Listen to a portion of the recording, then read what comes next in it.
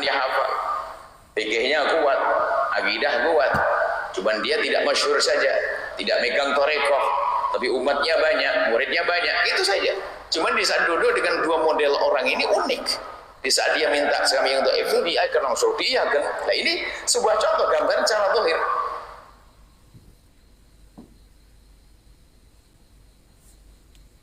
Apa ini cara pandang. Tentunya semuanya di hadapan Allah. Kita tidak tahu sesungguhnya secara zahir, dan ini juga bukan sebuah kuncingan karena kita tidak menyebut namanya. Akan tapi coba gambaran semacam ini. Bagaimana saat ada orang merendah di hadapannya langsung diiyakan? Berarti kan sudah mengatakan, iya memang itu lebih kecil dari saya, makanya kamu harus begini.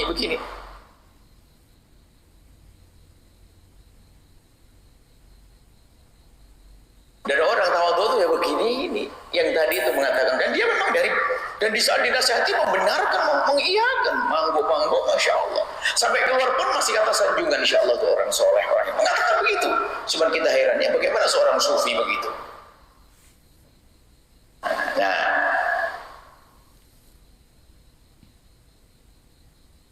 Nah ini adalah sebuah contoh lah. Jadi kalau ada orang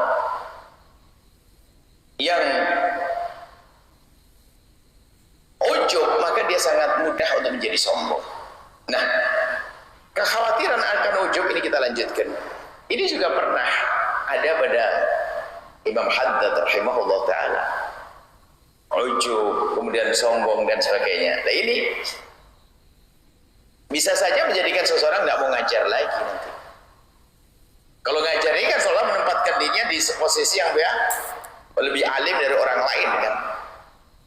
Nah ini Imam Haddad waktu nulis buku ini juga bergolak di saat bicara tentang tawadhu, tentang ujub, tidak boleh merasa lebih bagus dari orang lain dan sebagainya. Maka Imam Haddad itu di antara tulisan-tulisan yang paling banyak adalah bicara masalah dakwah pada akhirnya, mulai dari salam muawanah dakwah, nasihatiyah dakwah, dan banyak dakwah tutamah dakwah. Kalau kita amati itu berangkat dari rasa tawadhu yang sangat tinggi daripada Imam Haddad, sehingga menjadikan beliau itu jadi serba salah menasihati orang. Bagaimana ini saya nasihati? Berarti kalau saya menempatkan diri saya sebagai seorang syekh, kan saya merasa lebih bagus dari. Dan rupanya ini kalimat yang kami temukan kita beliau salam muawanah ini jawaban buat kita yang kayak begini ini. Kata beliau, diperbaharui niatnya. Ini menjalankan perintah, kalau kau punya ilmu harus kau sebarkan. Satu. Kemudian yang kedua adalah, maka Imam Haddad mengatakan di situ, jika aku menyampaikan pesan, maka aku mengatakan wa alaika ya akhi, hendaknya engkau wahai saudaraku, maka aku langsung hadirkan di hatiku bahwasanya aku adalah di barisan pertama. Maksudnya nasihati dirinya sendiri. Maka di mimbar mulia ini juga saya sampaikan, kalau saya itu ngomong masalah sombong itu sebetulnya saya ada gelisah di diri saya tentang sombong. Itu saya jangan, itu pasti. Nggak usah, ini bukan bahasa basi Bu ya. Kalau saya sering mengurangi hasud, dengki, benci, itu memang sesaat ada lintasan di hati saya. Saya ngajari orang doain orang agar mungkin waktu itu saya lagi marah, percaya. Ini bukan bahasa basi. Jadilah saya makanya begitu. Bukan saya sudah bebas dari itu semuanya. Justru yang sering saya sebut-sebut itu berarti di dalam diri saya ada itu. Saya kok kenapa kalau saya sering mengatakan, ayo banyak doain orang yang bermasalah, yang ganggu kita dan sebagainya. Bisa jadi suatu. Memang itu karena memang ada orang ganggu saya gelisah. Mungkin yang komentar tidak enak deh, saya gelisah. Nah, karena kan hari ini gelisah, berarti saya ngajari doa ini itu. Pokoknya jangan dianggap saya lebih. Maka saya belajar Imam Haddad. Maka saya banyak berani duduk di sini ya, lumayan deh untuk nasihati diri saya. Kalau nasihati di kamar sendiri sayang deh, nasihati diri saya sendiri baru yang lainnya. Nah, yang kita contohkan tadi lihat, orang itu zahirnya adalah nggak benar, dimintai orang langsung mengatakan, tapi bisa jadi orang itu langsung menempatkan seperti posisi Imam Haddad. Ini babnya khusnudzon lagi. Artinya ya, ujub ini kan pribadi sekali. Seperti halnya riya sangat pribadi.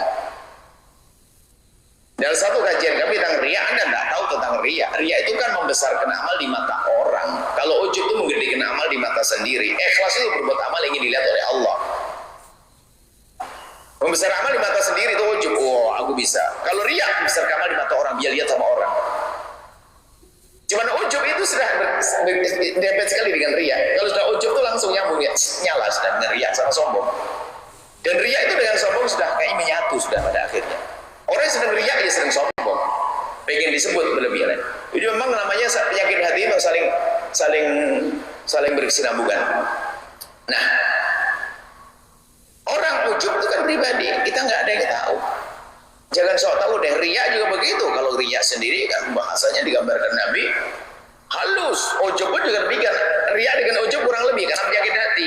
Kalau riya digambarkan akhfa min dabibi namlatis soda al saqru sama fil ladzi tulma. Riya itu kan gambarannya oleh Nabi digambarkan lebih lembut dari langkah kaki semut hitam yang berjalan di atas batu hitam di dalam kegelapan malam.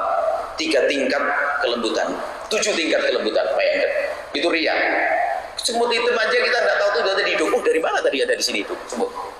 Riya itu begitu, makanya jangan sok tentang riyanya seseorang, ujubnya seseorang. Karena ini pribadi, belajar untuk diriku sendiri. Jangan-jangan kamu ujub. Makanya ini sana ala nafsi, menyanjung diri sendiri bahaya. Nah, untuk menyanjung dirinya sendiri itu ya mungkin gambaran menyanjung dirinya sendiri gimana ini? Ini kan disebutkan kan menyanjung dirinya sendiri. Ayyukan nafsi li nafsi syakira, itu ujub. Di dalam hati pada akhirnya senang disanjung. Nah, sudah efeknya nanti itu. Kalau sudah dalam dirinya ada ujub, membesarkan amal di matanya, wah aku ini siapa dulu, saya kok, siapa dulu, baru nanti disanjung orang langsung. Nah, kalau sudah senang disanjung sama orang, maka dia lupa bahwasanya sanjungan Allah lebih agung dari itu semuanya. Kemudian apa? Amalnya sudah tidak berguna lagi. Karena apa? Apa yang dilakukan bukan ingin disanjung Allah, tapi ingin disanjung manusia. Padahal berangkat dari ini. Menyanjung dirinya sendiri yang tidak tampak dong. Kalau bukan karena di saat dia merasa senang di saat sanjung orang, nggak bisa dong. Maka baru tertampak di saat orang nyanjung lalu dia senang. Siapa dulu memang kita kok. Itu loh. Baik. Wa tasghaluhu huququllahi akan menyibukkan dia huququllah untuk melaksanakan hak kepada Allah, maksudnya menjalankan kewajiban kepada Allah daripada mencari sesuatu yang kembali kepada dirinya sendiri. Ini kaidah dalam mahabbah, kaidah cinta. Saya akan gambarkan sederhana kaidah cinta itu begini dulu antar sesama. Di dalam mencintai yang sesungguhnya itu kaidahnya adalah al-muhib, mencintai itu man la yarju minal mahbubi iwada wa la yarju minhu gharada. Ibaratnya begitulah gambarannya. Orang yang mencintai itu adalah dia akan memberikan sesuatu, tidak mengharapkan balasan dan tidak akan menantikan pengganti balasan. Itu adalah kaidah mencintai. Kita akan membahas, karena kita ingin hikmah ini hanya tidak akan kita hubungkan antara kita dengan Allah. Saya akan turunkan ini. Mungkin adalah sarah hikmah model barulah. Saya akan turunkan adalah di antara kita yang sama sepangkat manusia, Anda dengan suami. Kaidah cinta yang sesungguhnya adalah di saat ini saya memahami bagian terakhir ini adalah hakikat mencintai yang sesungguhnya. Mungkin pernah mendengar bahasa yang pernah kami sampaikan, untuk mewujudkan keindahan dalam hidup rumah tangga adalah lakukan kewajibanmu dan jangan banyak menuntut. Kalimat sederhana Anda renungi itu. Saya sering mengulang-ulang kalimat ini. Tertuangkan dalam hikmah ini, lakukan kewajibanmu dan jangan banyak menuntut. Kaidah mencintai adalah ingin memberikan kebaikan orang yang dicintainya.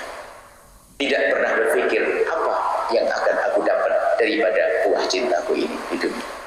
Sehingga Sayyidah Khadijah Al-Kubra, orang yang paling cerdas di dunia dan di akhirat, sehingga hadiahnya manusia paling mulia baginda Nabi, beliau punya kaidah di saat wanita berkata, wanita Arab, "Oh Khadijah, alangkah senangnya engkau menikah dengan Muhammad." Kalimat kan benar bertanya, siapa Nabi Muhammad paling gantengnya orang, paling lembutnya orang, paling santunnya orang, semuanya ada beliau. Alangkah senangnya engkau menikah dengan Muhammad. Waktu itu belum jadi Nabi. Jawab Sayyidah Khadijah Kubra. Beliau mengatakan, demi Allah, semenjak aku menikah dengan Muhammad, aku tidak pernah berpikir bagaimana aku bersenang-senang dengan Muhammad, tapi yang aku pikirkan adalah bagaimana Muhammad senang dengan aku. Oh, ini kaidah orang cerdas. Jika hidup kita dalam rumah tangga, kita pakai kaidah ini. Ini kaidah. Jika engkau mencintai, kau akan sibuk menjalankan kewajibanmu untuk dia. Tidak pernah berpikir apa yang aku dapat nanti. Tapi hari ini katanya mencintai, lebih banyak mengambil daripada memberi. Mengharapkan pemberian saja sudah nggak pantas dalam kaidah cinta. Cinta itu yabdul, al-muhibbu yabdul. Orang mencintai itu memberi, bukan mengambil. Adapun di saat kita diberi, maka itu adalah tambahan. Dan mencintai itu indah. Lah kalau orang mencintai tapi untuk mendapatkan sesuatu, itu bukan cinta. Akan tapi atas nama cinta untuk memenuhi hajat pribadinya, bukan cinta yang sesungguhnya. Ingat, kalau orang mencintai tapi mengharap sesuatu yang kembali kepadanya, maka sebenarnya cintanya adalah cinta palsu. Dia pakai atas nama cinta untuk memenuhi hajatnya. Pahami makna ini? Makanya sibuklah Anda untuk menguatkan cinta Anda kepada pasangan. Kalau kita mencintai itu indah, sehingga dikatakan suatu ketika ada orang berkata kepada Imam Syafi'i, bertanya, wa aktaran nasu fin nisa'i wa qalu inna hubban nisa'i jahdul bala'i. Ya Imam Syafi'i, orang pada ngomong kalau mencintai seorang perempuan katanya itu malapetaka dalam hidup. Oh, dijawab Imam Syafi'i, walaysa hubbun nisa'i jahdan. Oh enggak, mencintai perempuan bukan malapetaka, walakin hubbul man la tuhibbu jahdul bala'i. Kata Imam Syafi'i apa? Mencintai bukan bencana. Mencintai bukan bencana, mencintai itu indah. Tapi bencana adalah apa? Hubbu man la tuhibbu. Kalau kamu dekat dengan orang yang kamu tidak senang, coba biarpun suamimu mencintaimu, tapi kalau kamu tidak cinta, enak sama dia. Biarpun istri mencintaimu, kalau kamu tidak cinta, enak. Nah itu makanya kaidah hidup kita kayaknya sudah salah. Makanya ada ibu-ibu yang memang otaknya keblinger, datang ke saya, Buya tolong doain Buya, apa biar suami saya sayang sama saya. Kalau suamimu sayang sama kamu, kalau kamu tidak sayang, enak enggak? Enggak enak, berarti salah minta doanya. Jadi cara hidup kita itu rupanya bukan bagaimana kita membangun cinta di hati. Kita ingin jadikan orang cinta kepada kita, tapi tidak pernah berpikir bagaimana kita mencintai. Mana bisa baik hidup kita? Berpikirlah bagaimana Anda mencintai. Hilangkan sebab-sebab hilangnya cinta. Kalau dengan pasangan, pandangan mata kita jaga kayak ini, perilaku dan sebagainya. Mencintai ini ya dengan manusia. Kalau Anda mencintai, Anda akan sibuk mengabdi kepada orang yang Anda cintai. Tidak pernah berpikir apa yang Anda dapat setelah itu. Biar itu hakikat. Kalau Anda mencintai dia, sehingga namanya tanpa pamrih.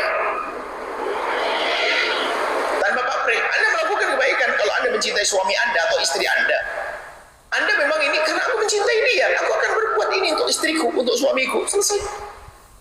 Sehingga di saat tidak mendapatkan, nggak kecewa karena aku tidak mencari itu, aku mencari cukup. Kalau aku mencintai dia, aku sudah senang kok. Biarpun pada akhirnya melihat yang dicintainya adalah senang, ikut senang, kan gitu. Dia cintanya bahagia, ikut bahagia. Cintanya mendapatkan masalah, ikut susah. Itu kan kaidah cinta. Kalau belum sampai memahami makna ini, maka lama sampai kering cintanya. Coba Anda resapi banget. Indahnya mencintai bukan di saat kita diberi lalu kita senyum, bukan. Akan tapi di saat Anda bisa memberi lalu Anda senang, saat itu tadi ada tanda cinta di hati. Nah, inilah ini. Nah, ini adalah sesama manusia itu kaidahnya begitu. Kalau memang kita sudah mencintai, coba kalau kita mencintai anak itu sudah enggak peduli. Bangun malam menangis kita susui, enggak pernah nunggu kapan kamu ngomong terima kasih. Enggak ada, saya mana anak. Diam saja kamu ngomong makasih dong. Terima kasih. Sudah dipuji susui kan masih enggak ada ibu ngomong gitu. Karena cintanya tulus ya. Wah, masa baru mencintai lo? Apa kau balas cintaku? Balas cinta, balas cinta. Mencintailah, jangan pikir tentang balasannya. Karena indah dalam hidup di saat kita punya cinta. Maka yang tidak punya cinta cacat jiwanya. Makanya belajarlah mencintai. Nah, cinta itu adalah ada benih dalam hati, maka akan subur dengan apa? Dengan kebaikan-kebaikan. Maka dari itu jangan kotori hatimu dengan mendengar sesuatu yang menjadikan Anda tidak senang. Dengar gunjingan, caci maki, olah-olahan, menghilangkan cinta. Makanya Nabi melarang kita menyebar aibnya orang, menggunjing orang, karena Nabi guru cinta. Menutup aibnya. Nah ini kan kita saling tidak tahu kekurangan kita kan enak. Kalau Anda tahu hakikat saya nggak mau ngaji, ngapain ngaji dengan Bu Yaya? Ya, itu udah jelek semua ini kan gitu. Alhamdulillah ditutup oleh Allah. Jangan dicari-cari di antara kita. Kita semuanya punya kekurangan. Baik, tapi dengan cinta akan semakin indah. Baik, ini kok indah dengan sama manusia. Baik, selesai. Anda paham dengan manusia. Bagaimana dengan Allah Jalla Jalaluh? Jika serius cintamu kepada Allah, maka engkau akan sibuk menjalankan kewajiban kepada Allah. Enggak pernah berpikir tentang apa yang Allah berikan kepada. Sementara yang diberikan Allah kepada kita sudah sangat banyak. Yang diberikan Allah kepada kita sangat banyak itu adalah potongan hikmah sebelumnya. Anda makan nasi di piring, Anda langsung ambil nasi. Begitu gampangnya ya. Kalau itu direntet ceritanya, Pak Tani itu nyangkul tanah, baja, kemudian nabur, kemudian setelah itu apa? Nanam, ngerawat, ngairin, terus sampai manen, kemudian padi dikeringin, terus dibawa ke diselip lagi nanti jadi dedak, jadi merang, kemudian beras nanti terus dibawa ibu-ibu pasar, jual beli lagi, dipususin bahasa Jawanya, dibersihin, dinanak nasi, baru ini panjang kisahnya. Cuman kita ini nggak pernah berpikir tentang karunia Allah yang banyak. Mata kita mau ngantuk itu nikmat yang paling luar biasa. Kita nggak ngantuk juga pusing, gitu ya. Makanya jangan marah dengan ngantuk, tapi juga jangan jadi ngantukan. Ngaji ngantuk, ada ini kan. Lapar itu adalah apakah musibah? Ayo, lapar itu musibah atau tidak? Sebagian mengatakan lapar musibah ya. Anda tidak lapar sudah kacau sudah. 4 hari sudah nggak ada di dunia ini, nggak mau makan. Lapar ternyata nikmat, mukadimah kenikmatan. Subhanallah. Panas tuh enak nggak sih? Kalau Anda tidak ngerti rasanya panas, Anda tidak akan bisa merasakan segernya es degan itu bisa. Subhanallah. Tapi banyak dalam diri Anda tuh banyak nikmat-nikmat yang luar biasa yang Allah berikan kepada Anda. Jangan hanya melihat sesuatu yang nggak enak saja. Sedikit sekali yang tidak enak.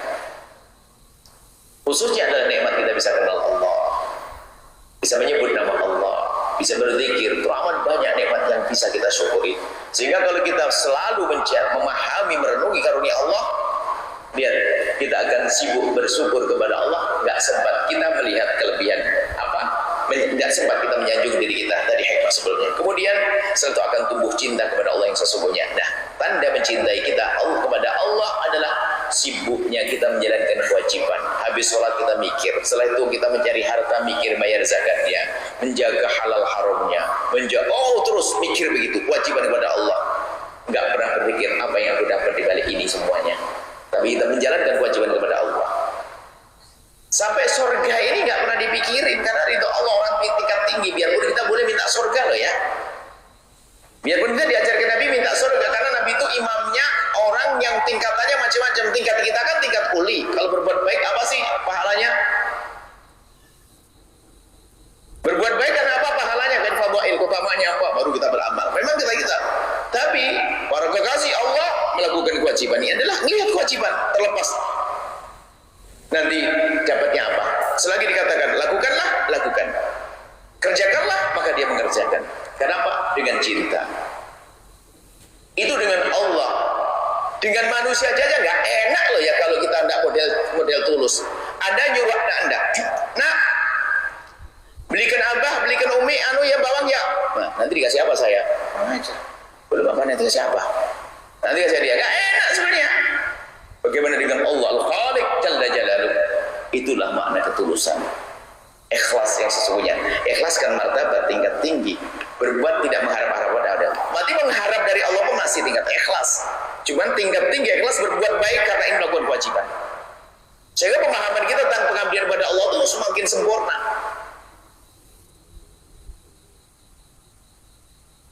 Di saat kita memohon kepada Allah, kan Allah berfirman, "Ud'uuni astajib lakum." Ini mana ini? Berdoalah kepadaku nanti akan aku kabul. Sekarang doa kita ini, jujur ya, di saat Anda berdoa itu, Anda menjalankan perintah Allah, atau Anda menuruti tuntutan keperluan Anda? Coba pikir yang serius. Anda di saat berdoa itu karena Anda menjalankan perintah Allah, "Ud'uuni astajib lakum," atau Anda berdoa karena tuntutan keperluan Anda? Nah, kemudian yang kedua, doa itu tujuan atau sarana? Nah, orang yang memahami makna pengabdian kepada Allah, dia menjalankan doa, memohon kepada Allah karena menjalankan perintah Allah, untuk menampakkan kefakiran dirinya di hadapan Allah. Sehingga orang ini saat belum dikasih oleh Allah di dunia gak pernah kecewa, karena dia yakin akan diberi Allah di akhirat. Sekarang ada ngomong, "Saya sudah sholat duha berkali-kali tetap fakir dan kurang ajar pada Allah." Berarti doanya gak bener ya. "Saya sudah begini belum dapat, saya jomblo terus." Yang belum, makanya kamu ngomong gitu gak dapat dong.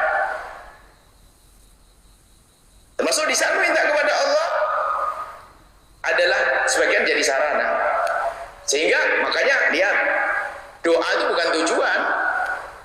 Doa sebagai sarana. Lihat, waktu mau ujian saja lihat banyak doa, sebelum nikah banyak doa, anak itu banyak habis duit, banyak utang, banyak doa, giliran kaya lupa, kan begitu model kita. Sementara hendaknya kita menjadikan doa, memang kita diminta Allah berdoa. Setiap saat berdoa, dalam keadaan apapun berdoa. Doa itu adalah ibadah, sampai dikatakan doa full ibadah. Nah, ini maknanya pengabdian kepada Allah. Jadi bukan kita mengharap. Ini tingkat tinggi yang diajak bicara membuat lain orang tingkat tinggi, kita berbuat baik hanya mendapatkan ridho Allah dan sebagainya. Tapi jangan mengatakan saya tidak mengharap surga. Oh, enggak begitu maksudnya, enggak kebayang tentang imbalan-imbalan itu, enggak kebayang. Karena apa? Menikmati penghambaannya kepada Allah Subhanahu wa taala. Menikmati penghambaannya kepada Allah. Jadi cukup dia senang. Makanya ada orang merasakan lezat yang melakukan sholat, berzikir kepada Allah dan sebagainya. Itu adalah masalah dhauq, rasa. Nggak bisa kita pura-pura, "Oh, betul aku merasakan." Ya bisa saja orang pura-pura. Setiap orang punya rasa, kadang-kadang berbeda-beda saat, berbeda-beda orang. Kadang-kadang kita merasa enak ibadah, tapi ada galau terus dari awal akhir ingat toko. Ada live enak terus. Subhanallah. Itulah keadaan hati kita yang berubah-ubah. Baik, kembali pada hikmahnya Ibn Atha As-Sakandari. Maka untuk mengukur diri kita sendiri, jika ternyata ibadah kita ini naik turunnya adalah karena menanti imbalan dari Allah, maka ketahuilah bahwa itu adalah tanda kerapuhan keimanan kita kepada Allah. Kan al-mu'min tadi. Akan tapi semakin seseorang di saat akan melakukan ibadah, menjalankan kewajiban kepada Allah, hampir melupakan bahwasanya apa yang akan Allah berikan padanya, maka sesungguhnya dia mendekati kesempurnaan di dalam keimanan. Ini suruh memilih, suruh ukur Anda itu di mana gitu. Dan tidak perlu berpura-pura, aku sudah nggak mengharap, nggak usah ngomong gitu, ini bukan urusan pura-pura. Ini makom betul, ini makom betul. Anda beribadah karena Allah rindu menakut sholat ibadah. Sehingga kita perlu mengenal fadail amal. Memang kita tingkatnya tingkat kulit, tingkat harus ada tandanya. Akan tapi orang sudah pangkat tinggi dia, selagi itu adalah perintah Allah, dia akan menjalankan. Dan dia menikmati dan merasakan bahwasanya itu adalah menjalankan perintah Allah.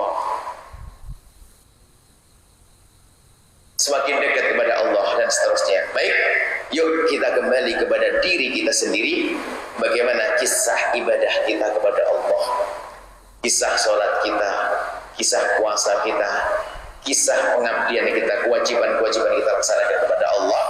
Kalau ternyata kita semakin melupakan apa yang kita dapat nanti balasannya, maka itu tanda semakin kuat iman kita, sehingga semakin khusyuk. Nggak ada imbalan-imbalan, karena imbalan ada dua, ada diberikan Allah di dunia, ada di akhirat. Ada orang di dunia saja tidak diberi sudah ngamuk-ngamuk, percuma aku sholat nggak kaya-kaya. Nah, ini kan kacau. Percuma aku ini nggak dikabul-kabul. Oh, ini nggak, kurang ajar kepada Allah. Sementara kita punya kisah panjang yang tidak dikabul di dunia. Ingat, ada pengkabulan di akhirat yang lebih dahsyat lagi.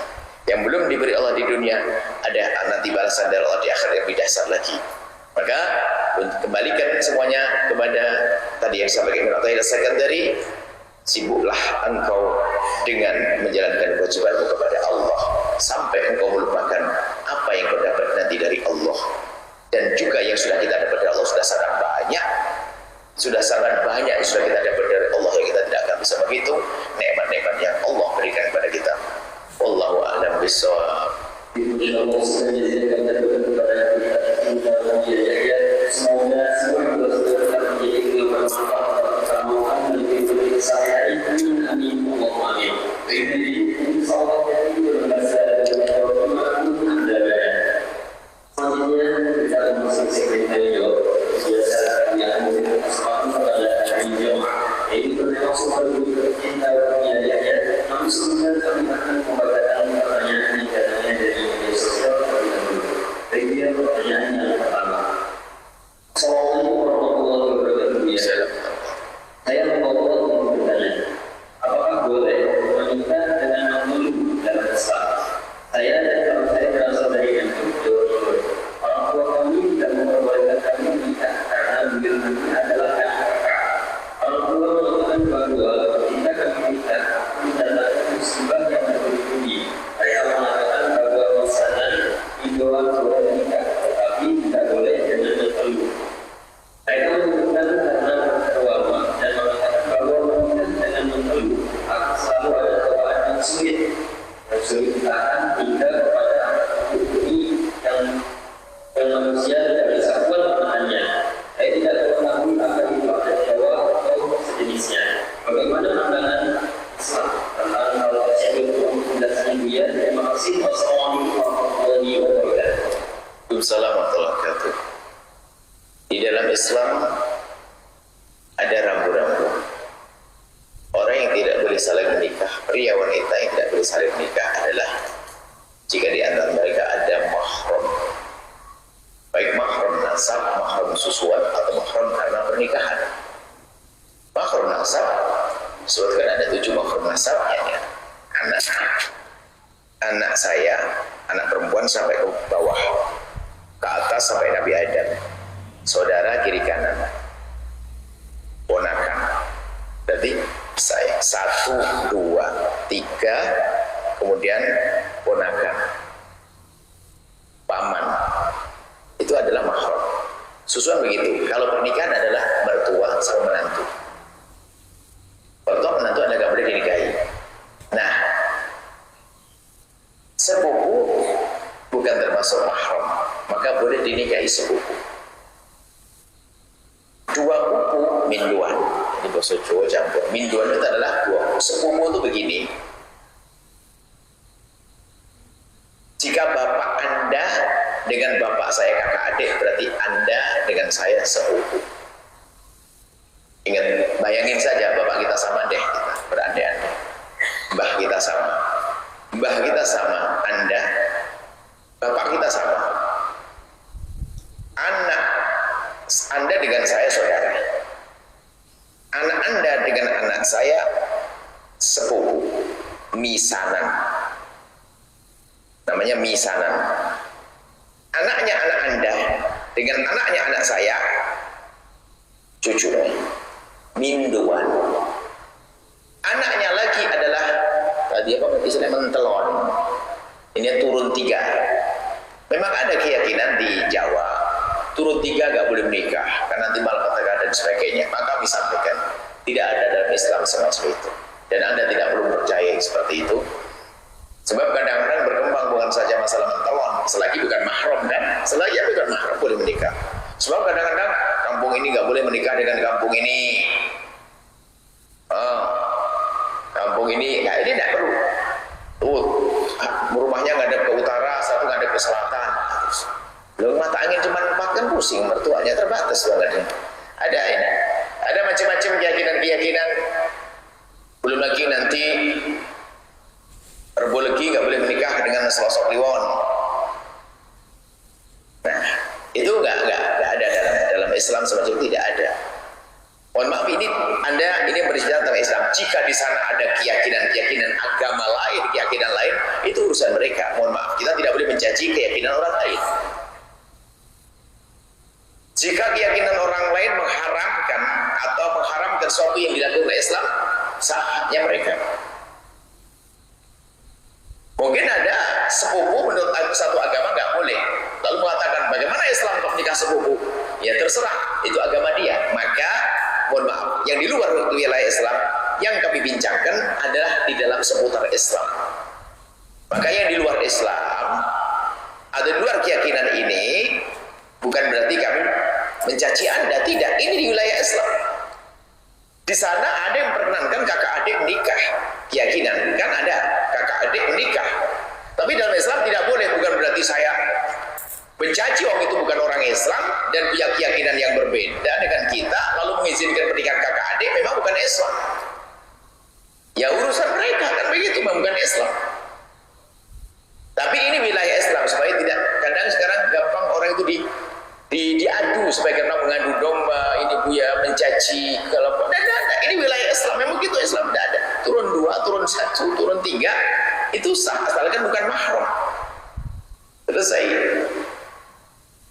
Baik ya, jadi seperti itu. Termasuk neton tadi. Saya hafal neton saya lahir Rebo Legi misalnya. Saya ngerti itu kan hitungan hari Jawa, namanya pasaran. Itu pasaran. Kita menggunakan di kampung kita, pasar kita makan, tapi nggak perlu dihubungin dengan kepercayaan. Seperti itu ya. Jadi boleh, nggak usah meyakini yang demikian itu selagi Anda seorang Muslim. Kalau di luar Islam sana, itu urusan mereka. Anda pun juga tidak boleh mencaci maki keyakinan orang, lalu mengatakan lu bodoh ini. Enggak. Kalau ada orang Islam ya salah, karena tidak perlu meyakini seperti itu. Ini harus kami hadirkan, dan kami berusaha untuk bisa jangan sampai kita mencaci orang punya keyakinan dari agama yang lain. Cuman kadang ada orang bermain ingin mengadu domba dan sebagainya, maka kami sampaikan, hai orang yang di luar Islam, kami mohon maaf jika ada kalimat-kalimat kami menyinggung perasaan Anda. Akan tapi itu rata-rata yang kami bincangkan seputar saudara-saudara kaum muslimin. Jadi kami mohon maaf ya, jika di luar Islam ada diperkenankan sesuatu yang di Islam melarang, maka kami mohon maaf. Itu saja. Dan memang agama harus begitu. Ada punya prinsip dong. Nggak boleh kita ikut-ikutan, nggak boleh. Selagi menurut Anda haram, menurut kami boleh. Tetap Anda keyakinan dengan keyakinan Anda, orang luar Islam. Dan saya tidak mencaci Anda. Jika menurut kami tidak boleh, menurut Anda boleh, ya urusan Anda. Nggak perlu ini, karena agama itu punya keyakinan masing-masing, punya aturan masing-masing. Yang nggak boleh adalah melebur, nggak punya prinsip. Anda ikut-ikutan saya ikutan Anda, nggak jelas. Itu nggak boleh dalam beragama seperti itu. Main-main agama. Nah, saya punya prinsip agama, makanya waktu dalam Islam mengatakan haram, ya kami katakan haram. Tapi itu bukan berarti mencaci Anda. Sama waktu Anda mengatakan haram, itu urusan Anda, bukan berarti mencaci kami. Selesai. Ini harus kita pahamkan masalah bagaimana menjaga keberagaman di negeri kita ini agar tetap indah. Dan itu yang diajarkan Islam. Allah a'lam bishawab.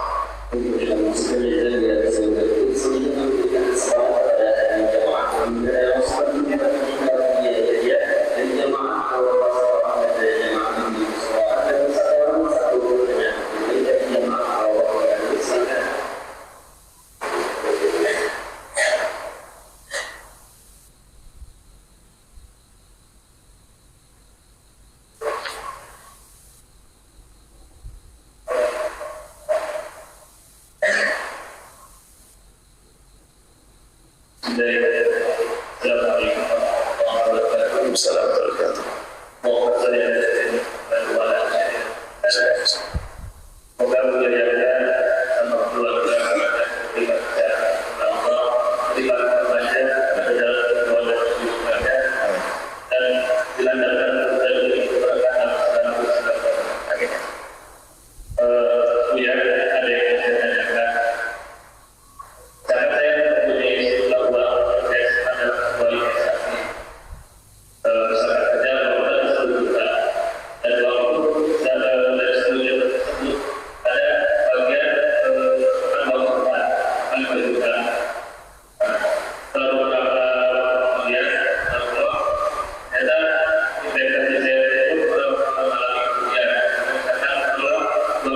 kebutuhan tersebut beberapa tersebut. Yang mau saya tanyakan itu ya, apakah uang yang 5 juta yang diuangkan tersebut harus saya ganti atau bagaimana? Terima kasih penjelasannya. Assalamualaikum warahmatullahi wabarakatuh. Baik. Subhat itu dalam pembahasan ulama bukan haram. Subhat itu tidak bisa dikatakan haram, tidak bisa dikatakan halal. Tapi sebaiknya kita hindari kalau itu subhat. Contoh uang subhat itu adalah ada seorang dia pencuri. Jadi duitnya itu banyak hasil curian. Cuma dia juga punya kebun banyak.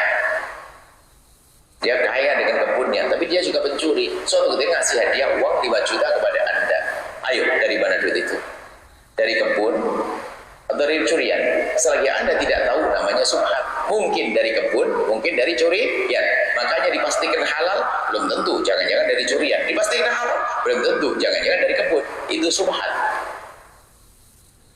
Cuman kadang-kadang hari ini itu haram beneran dilembutkan bahasanya subhat. Haram ya haram. Jadi hasil riba dan sebagainya haram. Jangan pakai bahasa subhat kalau haram.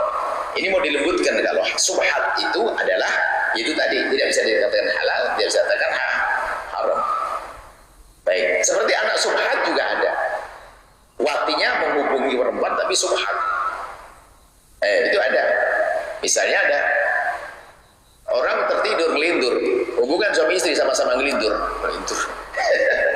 Setelah bangun hamil, ya anak siapa ini? Tapi ingat tadi di CCTV kelihatan dia masuk, kan nggak sadar beneran. Masa dikatakan sini, oh dia nggak sadar. Tapi anaknya lahir dari dia, subhat. Jadi banyak subhat itu namanya itu subhat. Subhat itu nggak bisa dikatakan haram, tapi nggak bisa dikatakan halal. Oh dia tidak nikah, gimana dikatakan halal? Tapi kan zina, oh nggak dia nggak sadar. Ya kan? Ini sebuah contoh. Apa banyak subhat itu seperti itu. Cuman hari ini banyak haram pakai bahasa lembut. Subhat. Ini banyak subhat. Haram katakan haram. Baik. Lah haram sendiri haram model apa? Jika haramnya adalah haram mengambil haknya orang lain, iya. Harus diganti. Harus diganti. Haram mengambil haknya orang lain. Tapi kalau haramnya adalah bukan mengambil orang lain, tapi haramnya haram hasil sesuatu yang bukan dengan cara mengambil haknya orang. Anda jualan sesuatu yang nggak boleh dijual, ya. Misalnya menjual barang-barang menurut bahasa kita adalah yang diharamkan, atau bisa jadi yang apa namanya? Yang nggak ada hubungan dengan orang lain, maksudnya bukan kita mencuri, bukan mengambil. Maka jika itu bukan mencuri dan mengambil, sudah Allah Maha Pengampun. Karena Anda kembalikan ke siapa? Mau kembalikan pada orang, Anda bukan mengambil haknya orang. Tapi barang itu nggak benar, kan begitu? Barang itu adalah bukan barang haram, tapi kalau miliknya orang lain, betul. Jika yang maksud Anda adalah subhat tadi adalah haram, dan haram yang dimaksud adalah ngambil duitnya orang, maka harus Anda kembalikan, Anda ganti. Jika adalah tidak ada hubungannya dengan orang, maka Allah Maha Pengampun, selesai. Ya seperti itu. Baik, ini saya. Tolong masalah subhat ini dijelaskan, jangan sampai haram dibahasakan subhat. Ini sering ini. Kalau memang haram, tapi kalau subhat nggak ada masalah. Kalau subhat betulan, nggak dosa. Anda makan pun juga nggak haram kok. Cuman hendaknya kita menjaga dari subhat, karena kalau kita masuk subhat itu di pinggir, bentar lagi masuk haram, meleset. Khawatir kita biasa dengan subhat, sehingga para kekasih Allah itu dari yang halal pun masih dipilah. Subhat tidak mau, tapi subhat tidak haram, tidak akan menjadi fasik orang yang memakan subhat, karena bukan sesuatu yang haram, gitu ya. Jika itu subhat beneran, maka tidak haram, nggak usah Anda pikirin ya. Semoga setelah itu bangkit rezeki Anda dengan rezeki yang halal, berkah insyaallah. Allah akan bisa.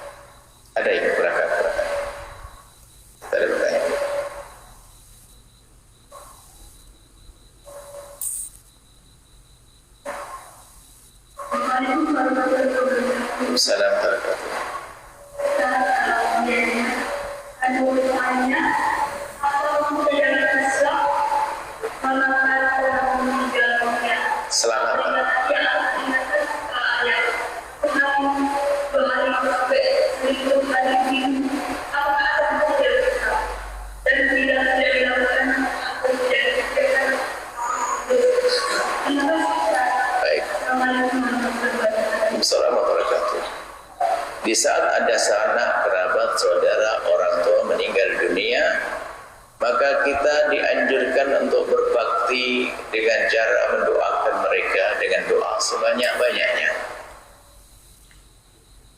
Kemudian yang kedua, jika kita punya rezeki dan sebagainya, kita potong rezeki kita sedekahkan untuk orang tua. Nah, tentunya itu nggak ada batasan waktunya. Boleh setiap pagi Anda sedekah untuk orang tua Anda, ngasih makan orang fakir, lalu Anda niatkan. Bukan hanya nunggu 7 hari, 4 hari, 7 hari, berapa, 40 hari, setiap hari boleh. Setiap hari boleh Anda bersedekah. Bahkan dianjurkan yang demikian itu. Maka bersedekah sebanyak-banyaknya.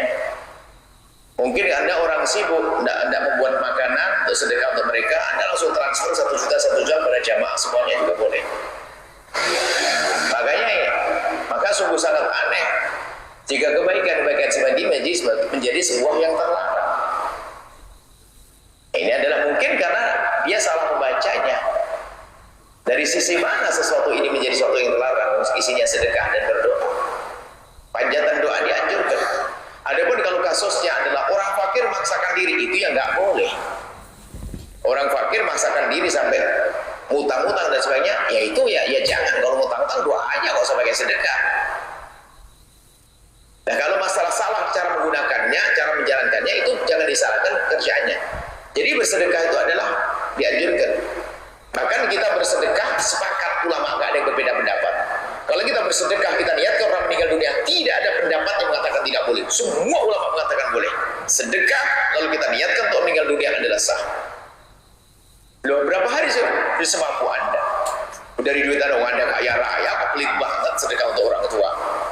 Ya kalau perlu sedekahnya jangan kecil-kecil, jangan undangnya 10 orang borong. Satu kampung deh, bila biasa pokok duitnya banyak, ya sah saja. Yang nggak boleh adalah dengan mengambil harta yang haram atau mengambil dari harta waris, nggak boleh. Harta warisan tidak boleh digunakan untuk sedekah selamatan lah istilahnya begitu. Tidak boleh. Tidak boleh karena harta waris miliknya bersama, kecuali keluarga semuanya mengizinkan dari keluarga yang sudah dewasa. Anak kecil tidak bisa diminta izin, karena anak kecil belum bisa mengizinkannya. Tapi kalau keluarga yang 4 sudah dewasa semua mengatakan nggak apa-apa deh, harta warisan kita gunakan untuk sedekah selamatan. Selamat itu istilah, artinya maknanya sedekah. Selamat itu apa? Biar selamat gitu loh namanya selamat. Selamatan ada selamatan nikah, selamatan bangun rumah, selamatan itu istilah kampung, istilah Jawa namanya selamatan. Biar selamat itu bangun rumahnya, biar selamat itu di alam barzah, biar selamat. Nah kalau ada kemiripan di agama lain misalnya melakukan yang serupa, bukan berarti kita ikut-ikutan di sana. Oh hari cuma 7, kita tidak punya hari ke-8, nanti bingung saya nyari hari ke-8. Ya nggak ketemu, ya biasa. Anda punya amalan sendiri. Bukan sebagian mengatakan ini tiru agama lain, agama ini. Tidak pernah, saya tidak ngerti kalau di agama itu ada. Lalu kenapa kok 3 hari, 7 hari? Itu sudah biasa. Ya sudahlah ganti 4 hari sama 9 hari, oke? Tidak ada masalah. Permasalahannya kadang ada kebencian, kedengkian di antara sama muslim, maunya saling mencari kesalahan. Kalau orang ini enggak, kita lihat esensinya, hakikatnya apa sih kami diamalkan itu. Sederhana sekali memahamkan mana ini. Tanpa harus kita mengatakan ini bid'ah, sesat dan sebagainya. Sederhana.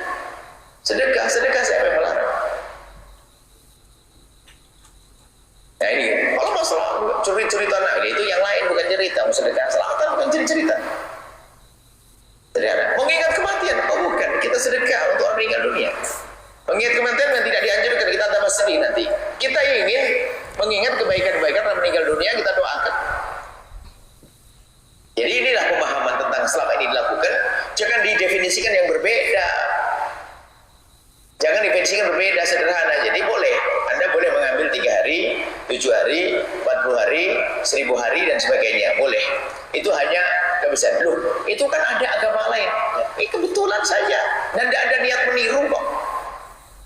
Kalau memang bermasalah hanya adalah masalah hari, Anda yang mengatakan bid'ah boleh diganti kira-kira 4 hari, 9 hari, 50 hari, 1002 hari. Dan bermasalahnya mohon maaf ini, kita pengen menghindari perselisihan sejauh mungkin.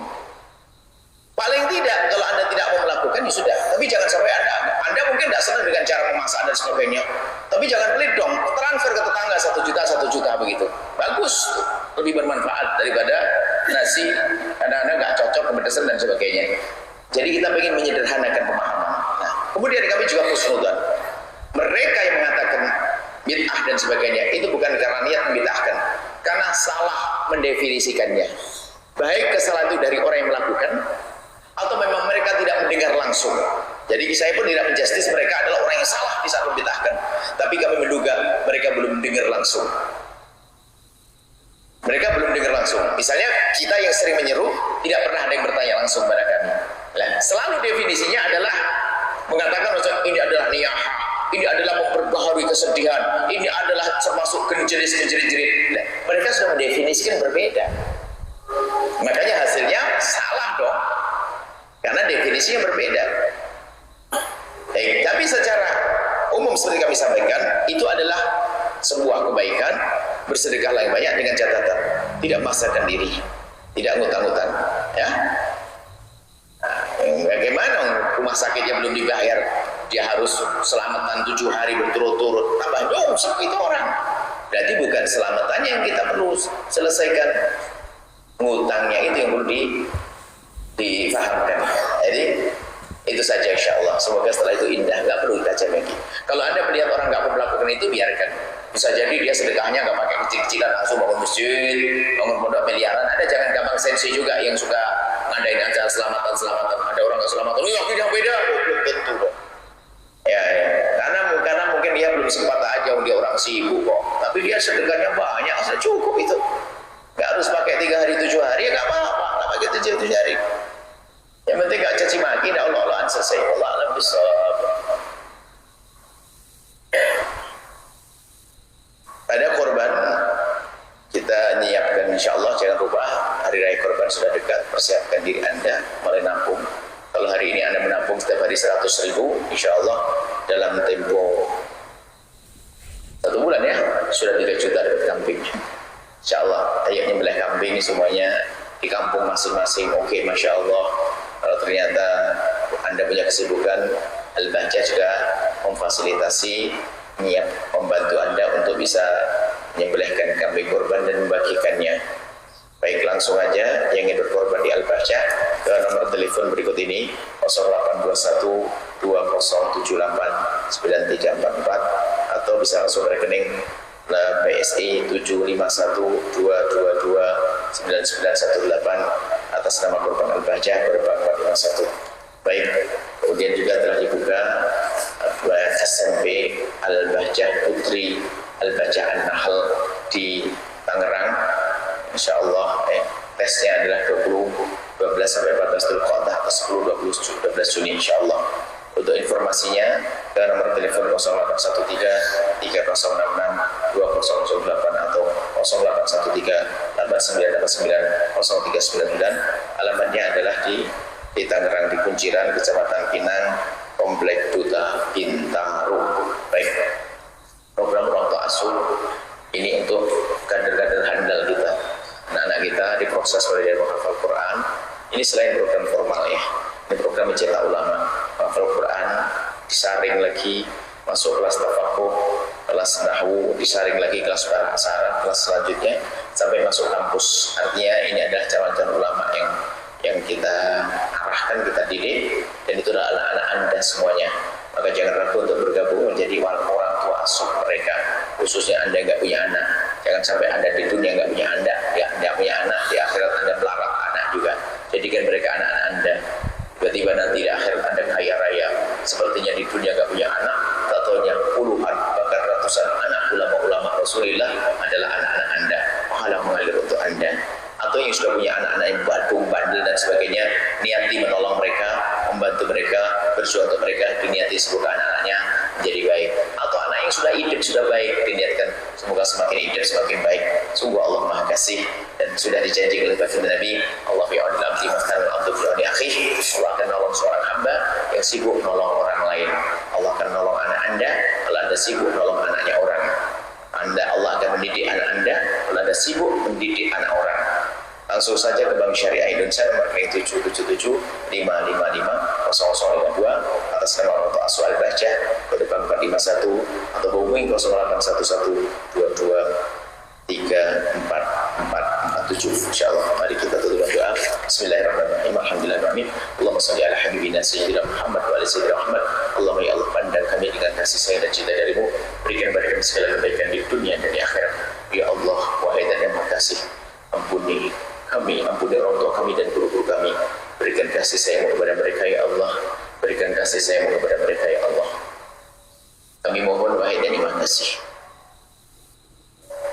dan sejauhkan kami dari kebencian dan kedengkian di antara kami, ganti dengan cinta. Maka kami mohon ya Allah, jika ada orang berbuat salah kepada kami, menyakiti kami, zalim pada kami, aniaya kepada kami, memfitnah kami, membenci kami mohon ya Allah, ampuni mereka, jangan hukum mereka, berikan kesadaran ya Allah, dan berikan segala kebaikan ya Allah, dan ganti dengan cinta ya Allah. Dan ya Allah, beri segala kebaikan, jangan hukum mereka ya Allah. Jangan sampai ada orang masuk neraka karena berbuat salah kepada kami. Kami tidak rela ya Allah. Dan kami mohon jaga anak-anak kami, jadikan mereka anak-anak di surga, santri-santri kami, jadikan mereka santri di surga. Berikan ya Allah, wujudkan keindahan dalam rumah tangga kami, suami istri yang saling mencintai karena ya Allah, dengan anak yang soleh-soleh. Ini berkata oleh kekasih Nabi Muhammad. Dan kami mohon ya Allah, jaga lisan kami ya Allah, jaga lisan kami dari menyakiti siapapun dari hamba-Mu ya Allah. Sungguh kami tidak ingin menyakiti siapapun ya Allah, akan tapi kelemahan kami ya Allah, kelemahan kami ya Allah, kelemahan kami. Kadang kami menyakiti, maka kami mohon siapapun yang pernah tersakiti hatinya oleh lisan kami mohon ganti dengan kebahagiaan, ganti dengan kebahagiaan, ganti dengan kebahagiaan. Dan kami mohon ya Allah, yang sempit rezeki lapangkan dengan rezeki yang halal berkah, yang sakit sembuhkan, yang punya hutang mudahkan kami dalam bayar hutang-hutang kami. Dan kami mohon ya Allah, panjangkan umur kami dalam ketaatan serta sehat walafiat, dan berikan kepada kami semua husnul khatimah, mati dalam keadaan iman. Dan kami mohon ya Allah, jadikanlah ucapan kami di akhir hayat kami kelak, saat Kau hendak mencabut nyawa kami ingin saat itu ya Allah, hati dan lidah kami mampu mengucapkan kalimat agung dan mulia, la ilaha illallah sayyidina Muhammad Rasulullah, la ilaha illallah sayyidina Muhammad Rasulullah, la ilaha illallah sayyidina Muhammad Rasulullah sallallahu alaihi wasallam. Rabbana atina fid dunya hasanah wa fil akhirati hasanah wa qina adzabannar. Sallallahu alaihi sayyidina Muhammadin wa ala alihi wasallam. Alhamdulillahirabbil alamin. Al-Fatihah.